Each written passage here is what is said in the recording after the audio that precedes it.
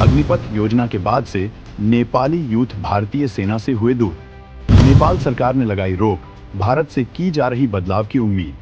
गोरखाओं को माना जाता है दुनिया में सबसे खूंखार सैनिकों में से एक। दोस्तों, भारत और नेपाल के बीच बेहद पुराने संबंध रहे हैं। नेपाल एक हिंदू राष्ट्र रहा है, जिसकी वजह से भारत के साथ उसके रोटी बेटी के रिश्ते रहे हैं। नेपाली लोग भारत में शादियां करते हैं, वो भारत में व्यापार कर सकते हैं। नेपाल और भारत की सीमा खुली हुई है। इसके नेपाल को बड़े फायदे हुए हैं, लेकिन इसके कई नुकसान भी भारत को झेलने पड़ते हैं। मौजूदा वक्त में चीन नेपाल में अपनी पकड़ मजबूत बना रहा है और नेपाल की सरकार भारत विरोधी फैसले ले रही है। लेकिन फिर भी नेपाली लोग भारत के साथ अच्छा रिश्ता चाहते हैं। नेपाली यूथ भारी तादाद में भारत की सेना में शामिल होते रहे हैं, लेकिन जब भारत ने सेना में अग्निपथ योजना लागू की तो नेपाल सरकार ने अपने यूथ को भारत की सेना में शामिल होने से रोक दिया है। इसका बड़ा नुकसान नेपाली यूथ को हो रहा है। भारतीय सेना भी गोरखाओं की ताकत बनाए रखना चाहती है। ऐसे में उम्मीद की जा रही है कि भारत सरकार इस मामले में बदलाव करके इसे सॉल्व करें। तो आइए जानते हैं कि क्या है पूरा मामला और नेपाल सरकार की रोक के पीछे क्या वजह है। भारत सरकार ने सेना को युवा बनाने के लिए नियमों में किया बदलाव। पेंशन सुविधा बंद होने से नेपाल सरकार हुई नाराज, लगा दिया प्रतिबंध। इस वीडियो में सबसे पहले हम आपको ये बताएंगे कि नेपाल सरकार भारत के फैसले से क्यों नाराज है। इसके बाद हम आपको बताएंगे कि भारत के लिए ये मुद्दा कितना गंभीर है और भारत सरकार इसे सॉल्व करने के लिए क्या कदम उठा रही है। भारत सरकार चाहती है कि सेना में केवल यूथ ही रहें। युवा सेना ज्यादा ताकतवर होती है और ताबड़तोड़ एक्शन लेने की ताकत रखती है।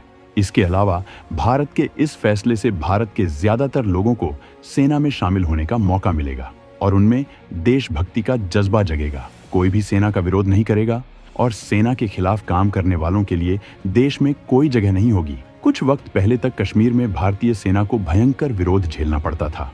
पाकिस्तानी सैनिक धोखे से भारतीय जवानों के सिर काट कर ले जाते थे और बॉलीवुड में पाकिस्तानी कलाकार करोड़ों कमा रहे थे। पाकिस्तानी सिंगर भी भारत में पैसे कमा रहे थे। पाकिस्तानी प्लेयर्स भी भारत में पैसा कमा रहे थे। मतलब पाकिस्तान से दुश्मनी केवल सेना झेल रही थी, बाकी हर जगह पाकिस्तान को भारत में खूब प्यार मिल रहा था। ये माहौल तब की सरकार ने कायम किया हुआ था। इससे सेना का मनोबल कम हो रहा था। मौजूदा सरकार ने हालत को बदल कर रख दिया है। अब देश के हर युवा के पास अग्निपथ स्कीम के तहत एक मौका होगा, जिससे वो 4 साल तक देश की सेवा कर सकेगा और इस तरह से भारत के पास ट्रेंड यूथ की तादाद भी भयंकर हो जाएगी और जरूरत पड़ने पर विशाल सेना भारत के पास तैयार होगी। इस स्कीम में किसी भी 17 से 21 वर्ष के यूथ को 4 साल के लिए सेना में काम करने का मौका मिलेगा और 1/4 लोगों को पिछली सेवा की तरह की आगे बढ़ाया जाएगा। 4 साल के बाद रिटायर होने वालों को पेंशन नहीं मिलेगी।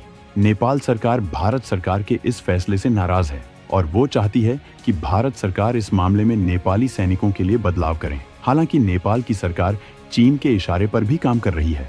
नेपाली नेता चीन के इशारे पर भारत की खिलाफत करते हैं। वो भारत के तमाम फैसलों पर आपत्ति जताकर चीन के करीब आना चाहते हैं, जिससे उन्हें फायदा हो सके।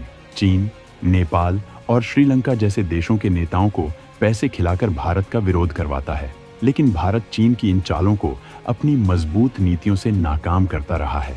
श्रीलंका, नेपाल की जनता ही भारत के पक्ष में है। इसी वजह से चाहकर भी नेपाली नेता भारत की खिलाफत नहीं कर पाते हैं। नेपाली नेताओं की अक्ल ठिकाने लगाने के लिए भारत कोशिश में जुटा है। नेपालियों के लिए अग्निपथ योजना में किया जा सकता है बदलाव।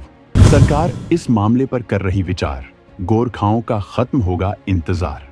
भारत सरकार गोरखाओं के लिए अपने नियमों में विशेष छूट दे सकती है। आजादी के वक्त ही ब्रिटेन, नेपाल और भारत के बीच में गोरखाओं को सेना में लेने के लिए समझौता हुआ था। तभी से भारतीय सेना में गोरखा सैनिक अपना योगदान देते रहे हैं। कई जंगों में गोरखाओं ने भारत के लिए बलिदान दिया है। गोरखा अपनी वीरता के लिए दुनिया में जाने जाते हैं। इन सैनिकों की वीरता से ब्रिटेन इतना प्रभावित हुआ था कि गोरखाओं के ब्रिटिश सेना में भी शामिल होने की छूट है। लेकिन नेपालियों को भारत के साथ काम करना ज्यादा कंफर्टेबल होता है, क्योंकि भारत को वो आस्था के तौर पर देखते हैं। उनकी परंपराएं और भारत की परंपराएं एक हैं। भारत सरकार भी गोरखाओं के लिए अपने नियमों में छूट देने की तैयारी कर रही है, लेकिन ये फैसला जल्द किया जाना चाहिए, क्योंकि अगर इसमें देर की जाती है तो बहुत ये युवाओं की उम्र ज्यादा हो जाएगी। भारत नेपाल के साथ अपने रिश्ते भी मजबूत रखना चाहता है। खासकर नेपाली लोगों का भारत से जुड़ाव फायदे का सौदा है, क्योंकि इससे वहां के लोगों में भारत के लिए सद्भावना रहेगी। और नेपाली नेता अगर भारत के खिलाफ कदम उठाएंगे तो भारत नेपाल में तख्ता पलट जैसे मिशन को अंजाम दे सकता है। कुछ वक्त पहले श्रीलंका में ऐसा ही कुछ देखने को मिला था। कारगिल जैसी जंगों में गोरखाओं ने अपनी ताकत का प्रदर्शन किया था। भारत की सेना में काम करना गोरखाओं के लिए गौरव का विषय है। ऐसे लोग जो भारतीय सेना में काम करते हैं उन्हें काफी सम्मान दिया जाता है। कहीं न कहीं नेपाल से इस जुड़ाव की वजह दोनों की समान हिंदू संस्कृति है। नेपाल में हिंदुओं के 12 ज्योतिर्लिंगों में से एक पशुपतिनाथ भी है। हर साल भारी तादाद में भारत के तीर्थयात्री नेपाल जाते हैं और हर साल नेपाली भी भारी संख्या में भारत आते हैं। माता सीता का जन्म भी नेपाल में ही हुआ था। नेपाल में कई प्रसिद्ध हिंदू तीर्थ हैं। लोकतंत्र से पहले नेपाल में राजशाही थी, लेकिन चीन ने साजिश करके इसे खत्म करवा दिया और अब वो लोकतंत्र के नाम पर वहां कम्युनिज्म को स्थापित करना चाहता है। नेपाल में चीन का बढ़ता दबदबा भारत के लिए खतरा है। भारत इस वजह से सतर्क है। एक्सपर्ट का मानना है कि नेपाली सरकार पर दबाव बनाने के लिए भारत कई तरह के कदम उठा सकता है। भारत की कोशिश होगी कि नेपाल की जनता अपनी सरकार के खिलाफ सड़कों पर उतरे। नेपाल में भारत समर्थित सरकार का होना बेहद जरूरी है, लेकिन नेपाल की हालत इतनी गंभीर हो गई है कि उसे दुनिया भर के देश अपने अड्डे के रूप में इस्तेमाल कर रहे हैं, क्योंकि नेपाल की सुरक्षा व्यवस्था कमजोर है। इस वजह से दुनिया भर के एजेंट इस देश में रहकर ऑन परेड कर रहे हैं। भारत के लिए ये हालत खराब है, क्योंकि नेपाल की सीमाएं खुली हुई हैं और आसानी से कोई भी आ जा सकता है। पाकिस्तान लंबे वक्त से नेपाल को भारत के खिलाफ इस्तेमाल करता रहा है। आईएसआई के एजेंट नेपाल के रास्ते भारत में ड्रग्स, जाली करेंसी और हथियार भेजते रहे हैं। इस वजह से ये जरूरी है कि नेपाल में भारत की पकड़ मजबूत हो और वो दबाव देकर ऐसे तत्वों के खिलाफ कार्यवाही करवा सके। तो दोस्तों, नेपाल सरकार के भारतीय सेना में शामिल होने के खिलाफ गोरखाओं पर लगाए प्रतिबंध पर आप क्या कहना चाहेंगे? क्या भारत को अग्निपथ योजना में उनके लिए बदलाव करना चाहिए? अपने सुझाव जरूर दें।